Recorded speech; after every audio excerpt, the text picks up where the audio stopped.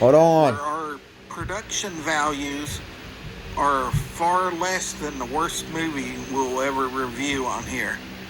You know, speaking of amateur hour, I recorded a whole segment and forgot to play the video clip.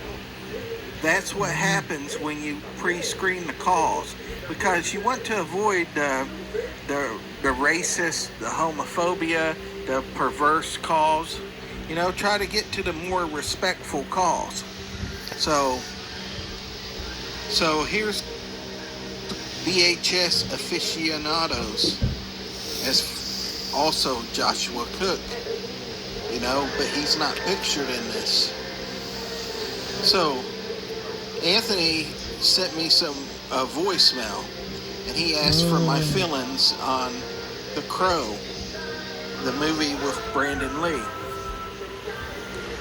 Crow was a movie that I had a hard time with at the emotional level, because I was a big fan of, you know, like Brandon Lee's earlier films. He had a handful of ones before The Crow, and he was getting better with each film. So he was showing all this promise, and then there was the tragedy on set. And while I did watch The Crow when it came out on VHS, I bypassed it in the theaters because I have an issue where people pass away on set. So I do not enjoy movies like that. You know, like The Twilight Zone, the movie, and the movie with, I think Joe Pesci was in a movie similar to that.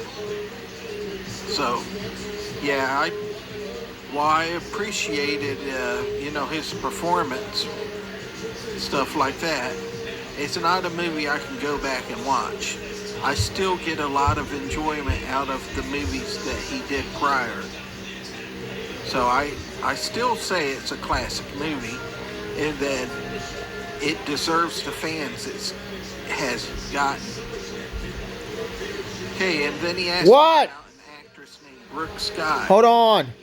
Brooke Sky is a retired actress that was around for a while, but she mostly hung around like the lower tier companies, so her name didn't get put out there that much, which meant that she weren't able to get involved in higher productions with storylines, acting ability, stuff like that. Her stuff ended up being mostly like clips and scenes that were compiled into various videos with little dialogue to make the scenes make sense. So it's somebody that's not on my radar, since I only seek out stuff with like a heavy storyline or B-movie quality. So I wish she had done work for the bigger companies. I think she had deserved that, but she didn't get the opportunity. Then you ask about movies from around 1995 that I enjoy.